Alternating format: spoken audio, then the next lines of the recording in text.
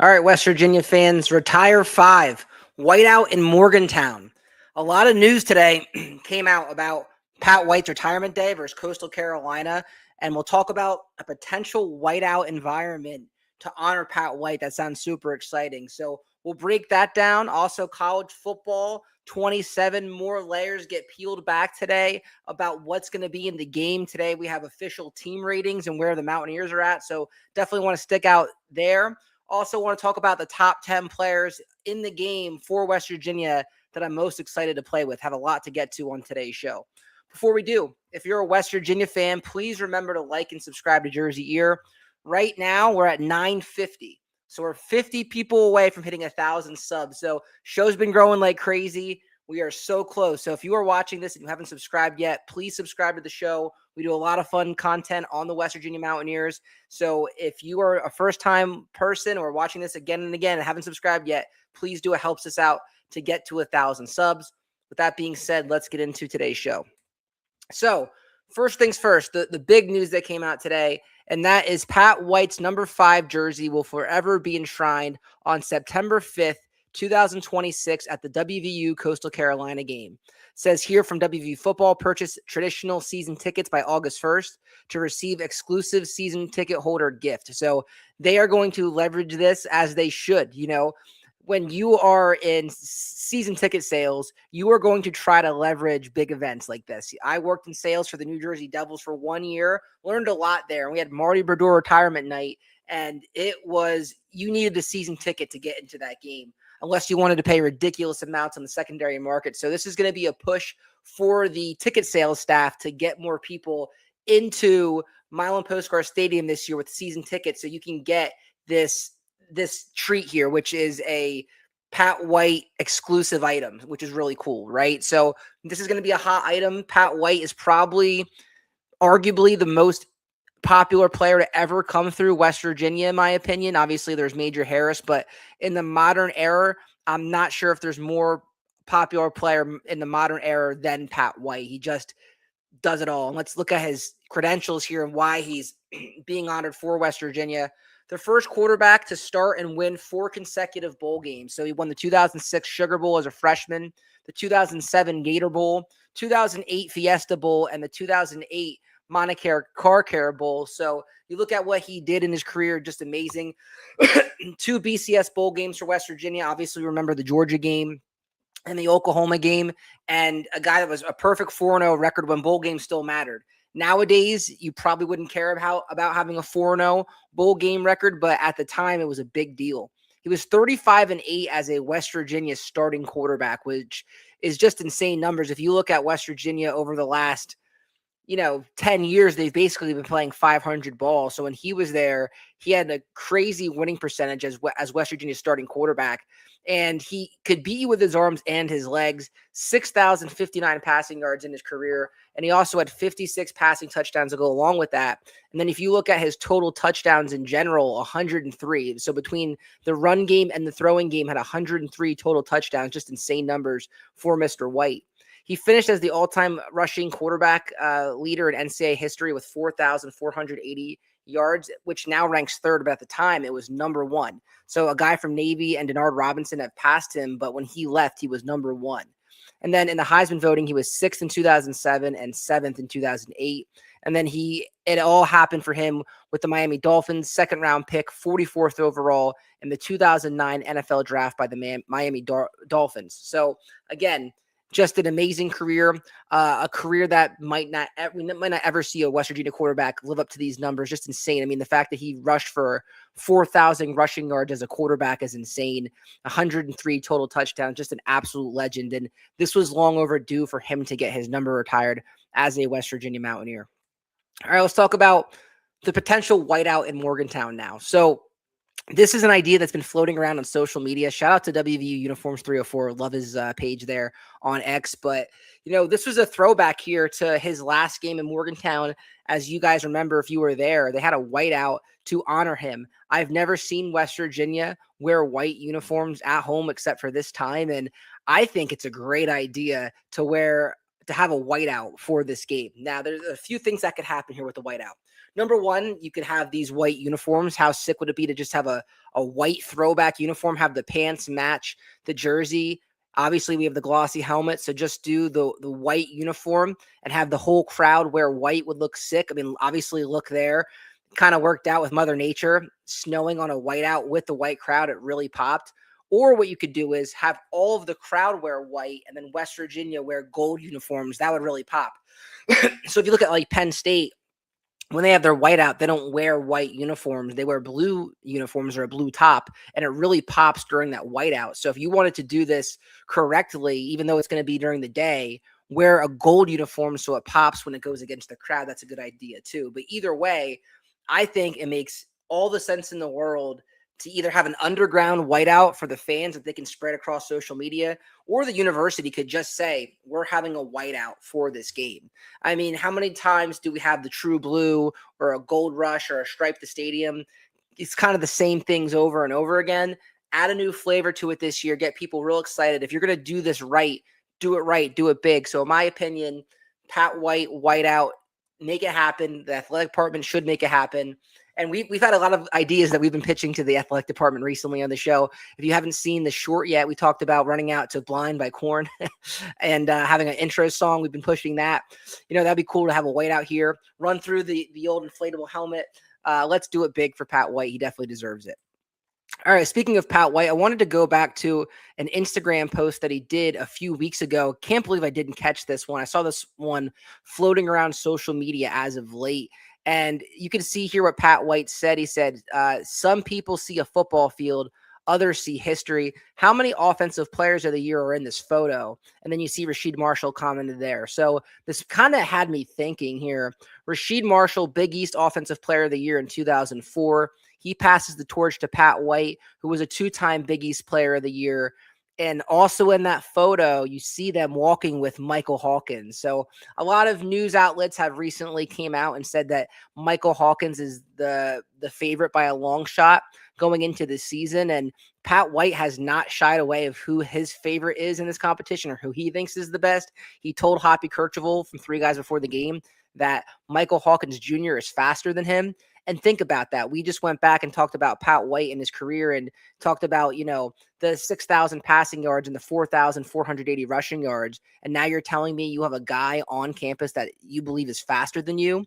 That's an insane comparison to make. Now, am I calling Michael Hawkins Jr. better than Pat White? Absolutely not. Pat White is the one who said that he's faster than him. And then you see him put out this Instagram story of Michael Hawkins Jr. And he says, how many offensive players are in the year in this photo? So is Michael Hawkins Jr. the next up in that line? I know a lot of people are not counting on it. I know a lot of people have things to say about West Virginia and their plans this year, especially if you look at their projected win total. But I think that is a great compliment from one of the greatest players in school history for any sport to say that you have the ability to be offensive player of the year in your conference. That would be absolutely insane. So Michael Hawkins Jr., no pressure, but I'm excited to watch him play this year. Again, I still think it's a quarterback battle. I don't think it's by any means his job yet, just in my opinion, but he probably is the favorite looking at reading in between the lines of everything. It makes a lot of sense. And if he is the quarterback, I'm excited because what he can do with his legs. He did a lot of great things for Oklahoma. You saw the game versus Auburn, and he's been an SEC quarterback, and he just seems to fit what Rich Rodriguez wants to do offensively. So it wouldn't surprise me in the slightest if Michael Hawkins Jr. had success for West Virginia this year. Have a few comments from Drumwolf. He said, let's go Mountaineers.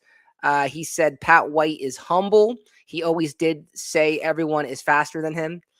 Yeah, except for Rasheed Marshall. I think they debated that on Three Guys Before the Game. They were talking about who was faster, and he wouldn't give him that. He said Pat White knew how to read the field as well. Yeah, Pat White was just a different type of quarterback, man. He really was. He really changed the game for quarterbacks, especially left-handed quarterbacks, So huge fan of Pat White, obviously, but I just think it's exciting when he has the future quarterback and he's coaching him up in that room and he has something to say like that. So if you look here, Pat White, he's telling you it's going to be Michael Hawkins Jr. we'll see what happens going into the season.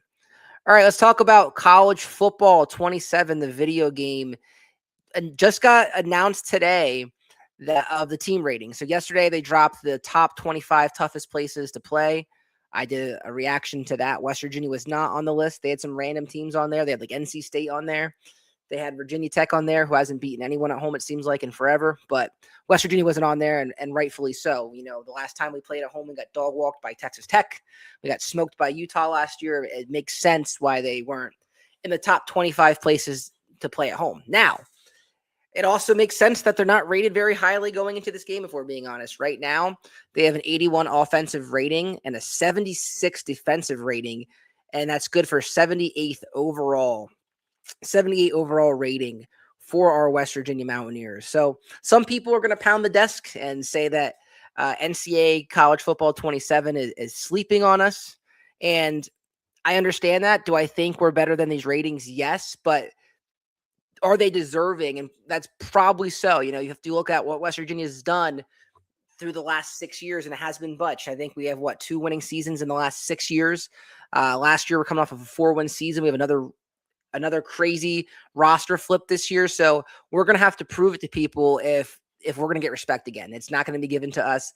They could listen to the Jersey Ear Show all day and some of the other guys and hear us talk about the exciting players, but ultimately only one thing is going to change their mind, and that is actual results on the football field. If West Virginia wants to get back in the top 25 toughest places to play, and if they want to get their overall ratings up in a video game, they got to go prove it on a field, and they have a chance to do it this year. So as you can see the graphic here, these are the opponents that they're going to play this year. This is their overall rating in NCAA 27. So Texas Tech is the best team that we're going to play. That's no surprise there. 87 overall for Texas Tech going into the season. So you talk about a team that was a college football playoff team last year and pretty much ran away with the Big 12. It makes sense that Texas Tech has the biggest rating. Houston and Oklahoma State and Virginia are tied for second. We beat Houston last year on the road, so I think that's a good sign for West Virginia. It shows that pretty much every team that we play this year is going to be beatable. We beat a team like Houston last year on the road with a really handicapped roster with injury and a really just roster is kind of thrown together. I think this year's West Virginia team is going to be much better, so that's a good sign. Oklahoma State, 83 overall. That's the interesting one. It's probably hard to rate Oklahoma State because they had so many guys from North Texas. Messamaker, obviously, at quarterback is extremely dynamic. They have the Hawkins kid as well as a playmaker. So they're going to be flashy. They're going to be exciting. It's going to be really interesting to see what Oklahoma State does this year. I think they're the most interesting team in the conference. And West Virginia, for us, when we play Oklahoma State, we get them early on in the season in Morgantown. So I think that's a winnable game for West Virginia, even though on paper, according to a video game, Oklahoma State has the higher ranking. Virginia is another really interesting team. They have an 83 overall, which makes sense why they're highly rated going into the season. They had, I think, 10 or 11 wins last year. But the thing about Virginia is they won a ton of games by a few points. A lot of games by 3 or 4 points, 1 point, one possession games that could have been flipped either way. They lost the ACC championship to Duke last year, as we've seen, but they went out and beat Missouri. They'll be favored in that game, I think, on a neutral site. But there's a lot of interesting factors with Virginia. They have to play a game out of the country to open up the season. That's going to be challenging. So keep an eye on the Virginia game, and I think there'll be a ton of West Virginia fans in that one. But according to College Football 27, Virginia is going to have an 83 ranking and have the edge there. And then they play Arizona. That's going to be a home game, the Rich Rod Bowl. That should be an exciting one. Noah Fafita there for Arizona, 82 overall for them. Utah, 81 overall. They're going to be another interesting team. Obviously, they lost Whittingham, the coach, after 20-something years. So West Virginia on the road to finish out the season. Who knows what the ratings are going to be for there? That's another point to this, is just because West Virginia on June 23rd has a 78 overall doesn't mean it's going to happen like that. If you look at the game, they update these rankings pretty much weekly. So if West Virginia makes some noise and they start off 4-5-0, they're going to get right into the 80s. So who knows what these teams are actually going to be rated by the time that they play at the end of the season. TCU has an 80 overall. That game's on the road. West Virginia battled against them last year. And then we get Cincy at home for West Virginia, so that's a winnable game. Kansas is rated lower than us. Iowa State is rated lower than us. Coastal Carolina is rated lower than us. And UT Martin is rated lower than us. So by this account, West Virginia, they have us winning 4 games on paper if we're looking at overall rating, but I think it'll be more than that. Kansas will be interesting this year because they have Andy Koldenicki back, but they don't have their quarterback Daniels anymore, and I felt like he was there forever. So it's going to be an interesting trade-off to see if they get better or not with him there. I think Lance Leipold should get more heat on him, to be honest. I think Kansas has been a team that everyone highlights Lance Leipold as a great coach, but to me, I think that he's extremely overrated in my opinion. I've said that for a while. Iowa State on the road, I think it's a winnable game. They have a complete roster flip. I think they returned 15 guys back on their entire roster from last year. So that's a must-win game, in my opinion, even being on the road names. And then Coastal Carolina is the home opener. We talked about the Pat White retirement game, and hopefully it's a whiteout for that one. And then UT Martin doesn't have a rating because they are an FCS school. All right, let's talk about my top 10 most exciting players that I'm most excited to play with on the game. So again, I'm in my mid-30s, but I still love this game. It brings me back to being a kid and the excitement that you get when you get to play this, and especially after the game was on the shelf for 10 to 11 years. It was exciting when it came back out, and it's still going to be exciting next week when it comes out. So I made a list of the top 10 players that I'm most excited to play with, and here they are. Honorable mentions, Kevin Brown. It's hard to put a lineman in their top 10 because linemen just don't do much in the game. Kevin Brown's an honorable mention, though, because he's going to be a freshman. And if you play dynasty mode, it's someone that you can continue to build up over time. So I put Kevin Brown in my honorable mention category as most exciting players to play with in the game. Kamari Wilson, super excited to play with him. He had an 86 overall rating at the end of the game last year for Memphis. And he's a playmaker. I've played with Memphis many times because me and my buddies played in a league with a group of 5 teams, and Memphis was my team. So when West Virginia got him, I was super excited. So I think Kamari Wilson is someone that fans are sleeping on and the media is sleeping on. I think people are going to get to know him very well in Morgantown, especially early when he makes plays for the West Virginia Mountaineers. Matt Sig, obviously, is someone that's going to be exciting. He's a freshman, so he probably won't have the highest rating as a true freshman right out of the gate, but he's someone that you could build with. And I think as time goes on this season, those ratings should go up if he's going to have the impact that I think he's going to have. Another freshman is Amari Latimer. I think he's going to be the number 2 back behind Cam Cook. And he's someone that you could build with, again, on dynasty mode for years and years and years and years, and continue to build him into like a Heisman winning player in this game, which would be exciting. So Amari Latimer should be fun to play with in this game. DJ Epps is another one who's coming over from Troy. Really dynamic receiver, has really nice juke moves, and is dangerous with the ball in his hand in space. And he also is a return guy. So in my opinion, my prediction, I think DJ Epps will be the return guy for West Virginia. So I'm excited to play with him.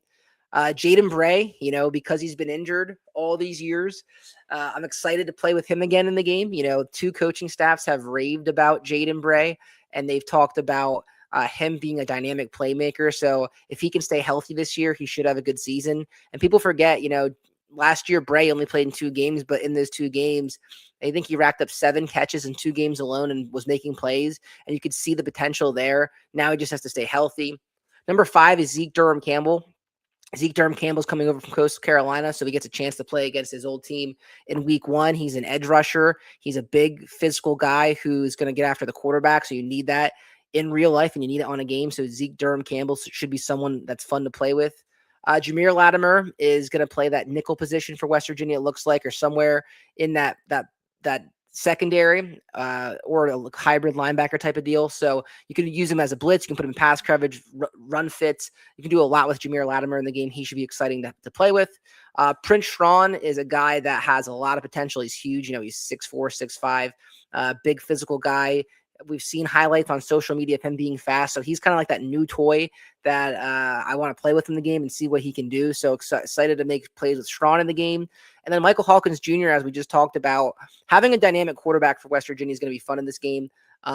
Last year, we obviously had Nico Markiel in the game, but probably wasn't fast enough to run this offense in real life and probably not fast enough to run it on a video game to be fun. I think this combination between Hawkins and Cam Cook should be a lot of fun to play in the game. So even though West Virginia is not rated very highly, as you can see here with the 78 overall, they should be fun to play because of the top two guys you see here, and that's Michael Hawkins Jr. and then Cam Cook. Cam Cook, as we said before, nation's leading rusher coming over from Jack State. When, in my opinion, if you ask me what you need to do to be successful in a Rich Rodriguez offense, you need a good offensive line, you need a running quarterback, and you need a high productive running back. And they check all those boxes at least going into the season. So in my opinion, these are my top 10 players that I'm most excited to play with for West Virginia. All right, let's talk about some few other topics before we get out of here. ESPN scores most watched pre-finals men's College World Series on record. And look who's number one here. West Virginia versus UNC. It peaked at 2.3 million viewers on June 14th. It was the third most watched men's College World Series final game on record. So, it just seems like when West Virginia is relevant, the fans show up both at the stadium and on TV. If you remember the Pitt West Virginia game when they brought the backyard brawl back a few years ago, and that game was on a Thursday night, that did a huge number. And it just is a reminder that West Virginia is relevant in the national landscape. I know a lot of people don't think so. They think that we're a small state, we're a poor state in some cases, and we don't have the donors to compete. But if you look at the trajectory of the way things are going, especially this summer, things are up and coming for West Virginia. Right now, the football team is ranked third in the Big 12 in recruiting out of all those teams. So it shows we can compete on that level, at least with our competitors in our conference at the top tier, which is what you want to do. Basketball has a top 10 class in a lot of publications for both high school and the transfer portal combined. So this recruiting class that they did in Ross Hodge in a first full off season for him has been super impressive. And then the viewership to go along with it. Look at this number here, 2 million people watching a baseball game is just insane. So it's just goes to show you that when West Virginia is good, the fans will show up and we can be a brand that can compete with the best of people. And I think that's huge for what is going to take place here. Eventually, conference realignment is going to take over. It's just a matter of time. You can kind of see it and the writing on the wall. You see hints of it and it's coming at some point. And West Virginia has to build up its brand as much as possible until that time happens. And it is extremely important that this football team and this basketball team start winning immediately so that we can get these numbers. I know for a fact, looking at what happened with the Pat McAfee show before the Penn State game and looking at the Pitt game this year and seeing Morgantown come alive for big games, I have all the confidence in the world that West Virginia can be the brand it wants to represent itself with again, if they can just start winning on the football field and basketball court consistently again. And I think that's coming hopefully this year. All right, let's talk about baseball and then we'll sort of wrap this show up here.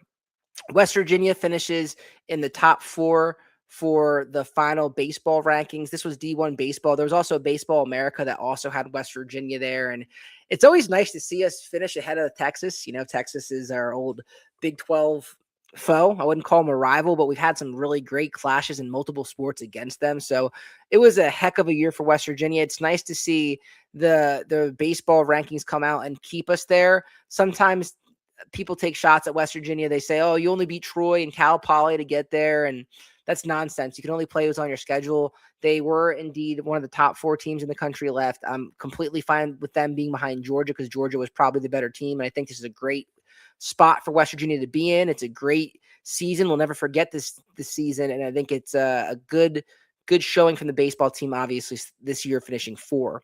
The all-tournament team was announced, and Tyrus Hall, congrats to him, made the all-tournament team at third base for West Virginia.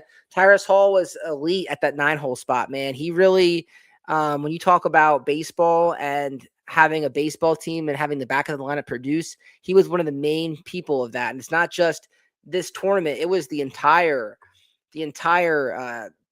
run and through regionals and the supers. He was electric through all these games, and I think he deserves a lot of credit. So nice accolade for Tyrus Hall. It would have been nice to see like Guzman make it, but overall, to put a bow on baseball season, a lot of positives coming out of it.